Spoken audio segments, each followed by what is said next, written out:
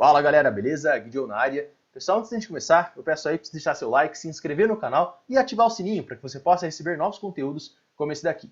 E agora sim, vamos lá para mais uma aula de probabilidade estatística. E na aula de hoje, nós vamos começar a estudar a distribuição exponencial, também é conhecida como distribuição exponencial negativa.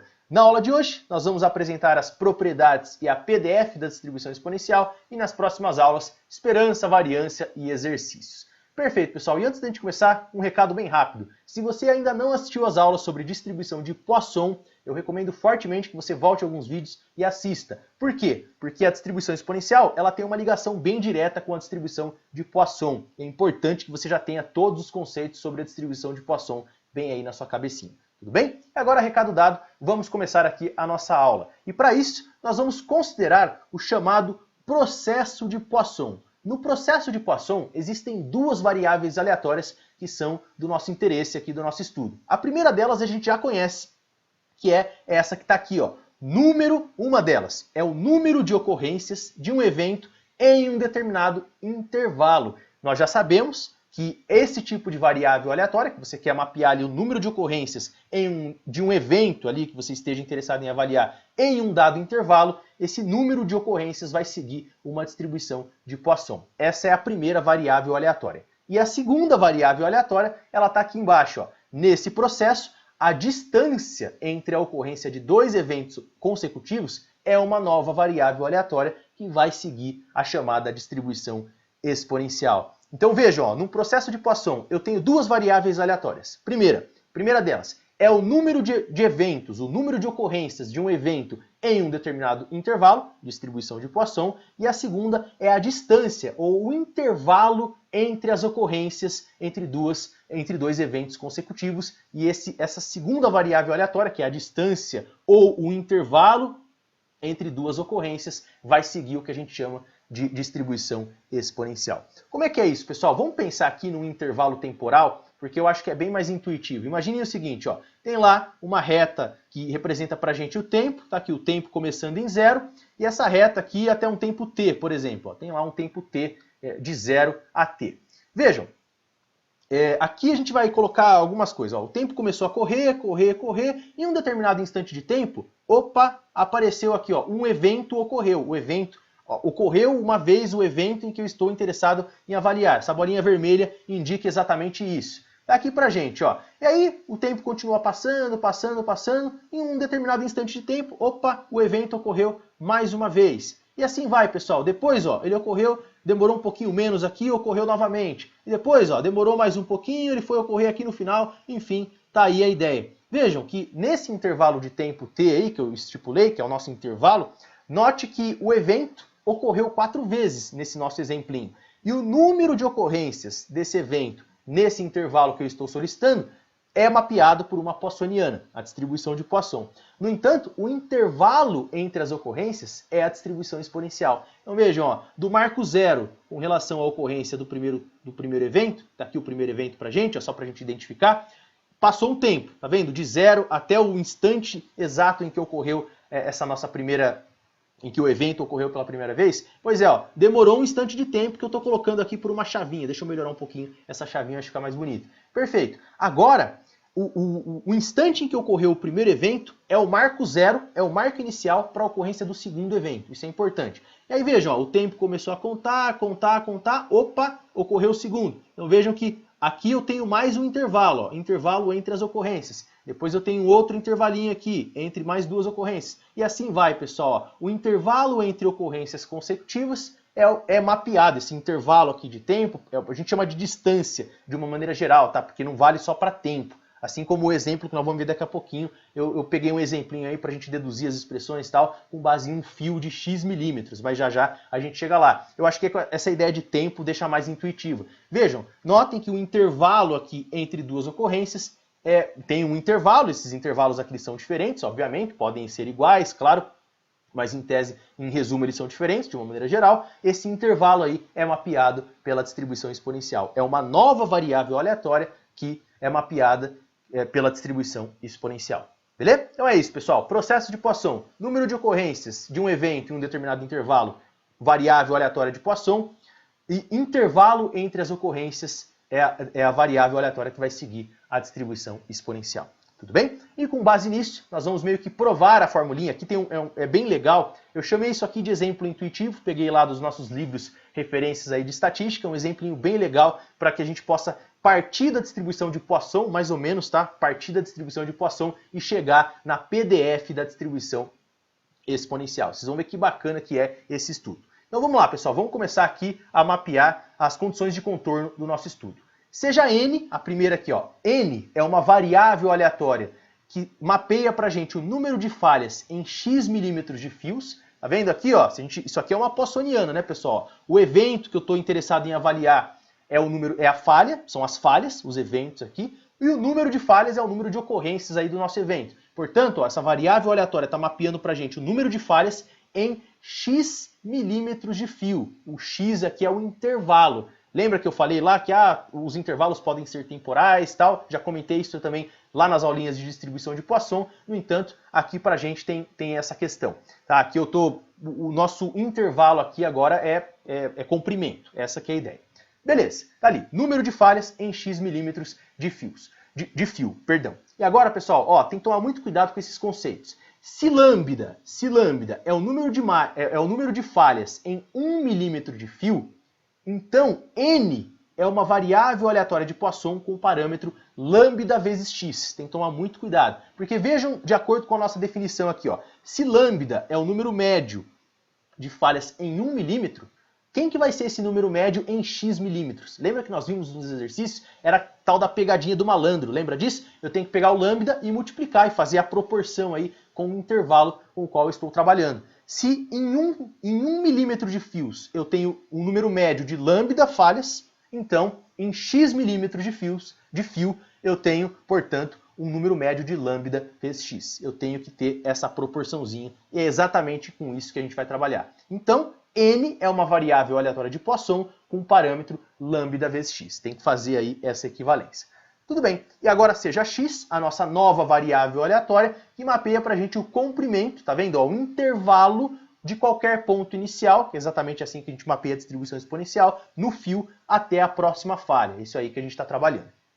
Tudo bem? Então essas são as nossas condições de contorno. E agora, pessoal, para deduzir quem é a PDF da distribuição exponencial, qual que vai ser a nossa consideração? Ó, imaginem o seguinte, eu tenho aqui o nosso comprimento de fio, ó, tá lá o comprimento que começa no 0 e vai até x, e é claro, aqui eu posso ter valores maiores do que x também, mas em especial vamos olhar para esse pedaço aqui, ó. E com base nisso, eu vou calcular a probabilidade, aqui ó, a probabilidade da variável aleatória x, vou colocar assim, ó, a probabilidade da variável aleatória x ser maior do que esse determinado valor x. O que eu estou calculando com isso, pessoal? Só para a gente entender aí, para ficar bem claro os conceitos. Quem é essa probabilidade que eu estou calculando? Eu estou calculando a probabilidade do intervalo aí da primeira falha, ou, enfim, a gente está mapeando a primeira falha, então é do 0 até a ocorrência da primeira falha, a probabilidade da primeira falha ocorrer em um valor maior do que x. É isso que a gente está fazendo.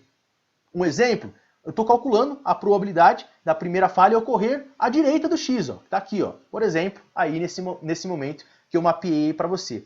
E quem é essa probabilidade, pessoal? Eu posso olhar para a distribuição de Poisson. Essa que é a grande sacada, porque a probabilidade da primeira falha ocorrer depois de x ser maior, a variável aleatória x ser maior do que esse valor x, implica em dizer que de 0 até x, nesse intervalo x, eu não tive nenhuma falha. E aí eu posso usar a distribuição de Poisson. E, portanto, ó, isso aqui é a mesma coisa do que a probabilidade da variável aleatória n, lembra da variável aleatória n, que mapeava para a gente o número de falhas em x milímetros de fios? Isso implica dizer, ó, que, veja, se a primeira falha está ocorrendo à direita do x, isso implica dizer que nesse intervalo aqui, ó, até x, eu não tive nenhuma falha ocorrendo. Então eu vou dizer que P de x maior do que x é igual a P de n igual a 0. Essa que é a sacada desse exercício. E qual que é a vantagem disso? A vantagem é que eu posso usar a formulinha da distribuição de Poisson.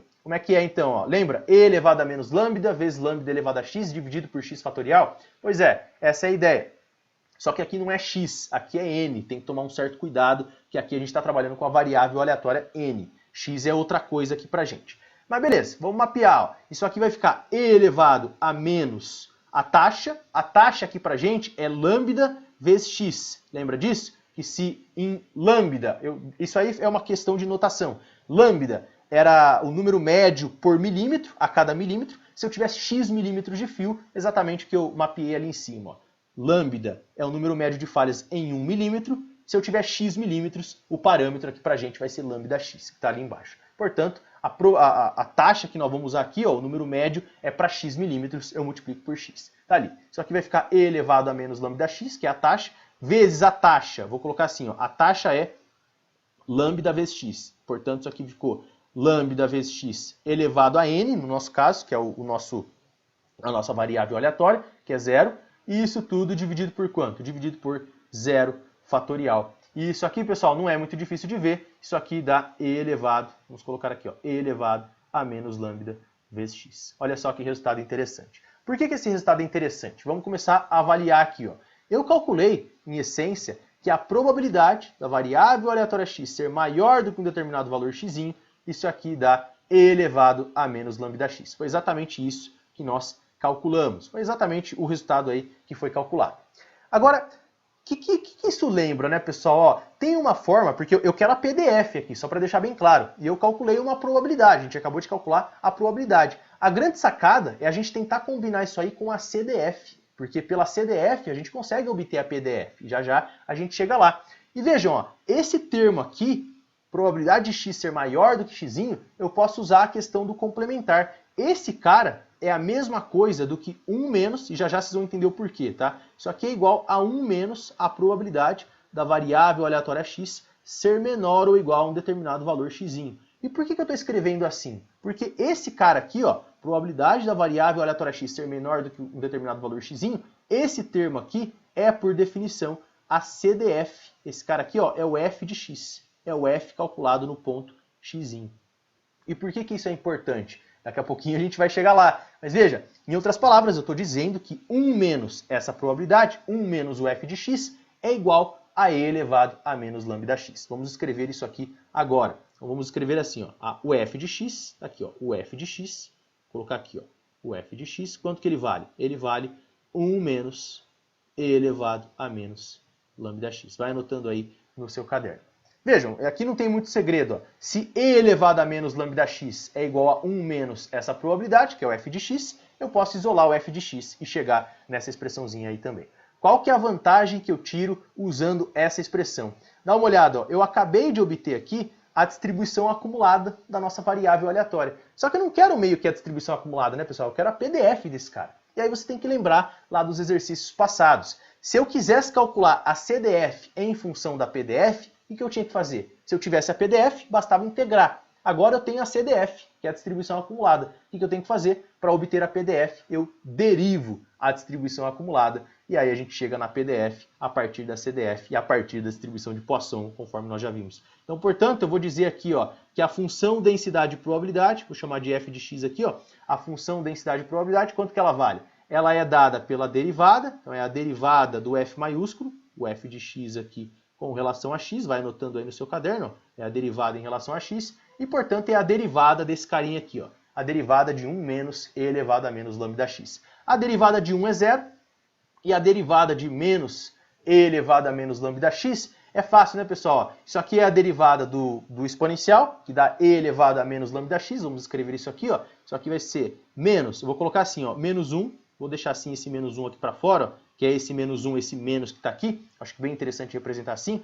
E agora sim, derivada do exponencial, que é o próprio exponencial, e elevado a menos lambda vezes x. Opa, eu coloquei t aqui, me desculpem. E elevado a menos lambda x, vezes a derivada, usando a regrinha da cadeia, vezes a derivada do expoente. Quanto que é a derivada do expoente, pessoal? Isso aí é a derivada de menos lambda x em relação a x. Isso aí dá menos lambda. Vamos escrever aqui, ó. Isso aqui, portanto, dá menos lambda.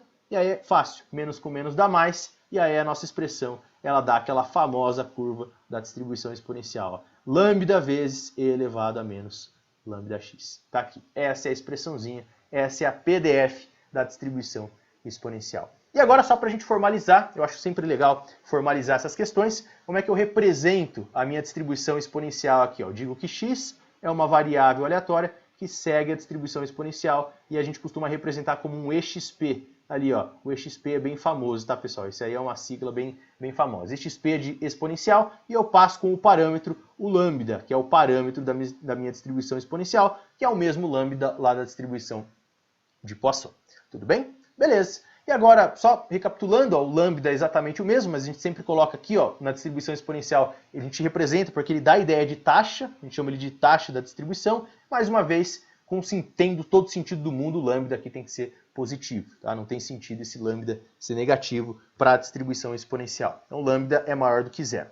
Como é que é a PDF? Só para a gente representar ela de uma forma mais bonitinha, daqui a pouco a gente vai plotar o gráfico dela, porque é bem interessante. Mais uma vez, ó, a PDF a gente acabou de provar ali em cima, mas vamos colocar ele aqui embaixo mais uma vez. Isso aqui é dado por lambda, que multiplica o exponencial de menos lambda vezes x. Tá ali, pessoal, não tem muito segredo não, ó. Menos lambda vezes x. E quais são os valores que essa variável aleatória pode assumir? A gente coloca assim, ó, a representação x assume valores maiores ou iguais a zero. X começa em zero e vai até infinito. Uma distribuição exponencial negativa. Quando x tende a infinito, o valor dela tende a zero. Como é que a gente plota esse gráfico? Vamos ver aqui o gráfico, acho que sempre bem legal. Vamos aproveitar e já de bandeja plotar os dois gráficos. O gráfico da distribuição exponencial, da PDF, que é o gráfico que eu vou plotar aqui na esquerda, e o gráfico da CDF ali na direita, que é um gráfico interessante também. Isso aqui é, para quem estuda circuitos, a gente no canal aqui nós temos vários cursos de circuitos, enfim, já vai se identificar com os circuitinhos de primeira ordem.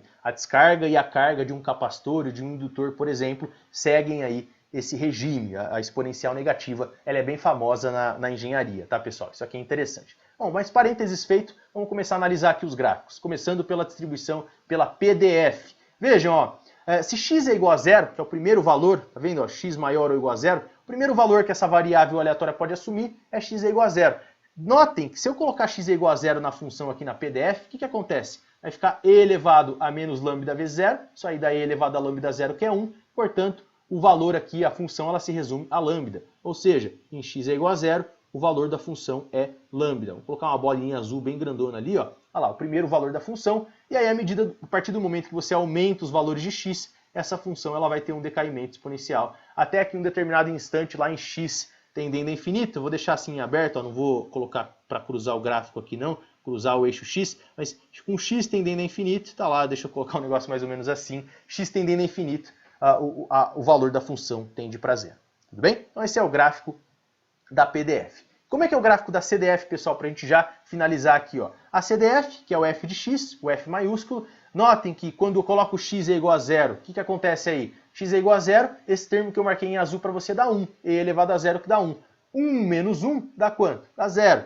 Portanto, ela começa lá em zero. Não podia ser diferente. E aqui, com essa taxa exponencial, ela também vai crescendo, crescendo, crescendo, e até que em um determinado instante, lá para t tendendo a infinito, esse valor tende a 1. Por que tende a 1? Porque é uma distribuição acumulada. Ela vai acumulando probabilidades e o máximo valor que ela vai acumular, que ela pode acumular, com certeza é o 100%.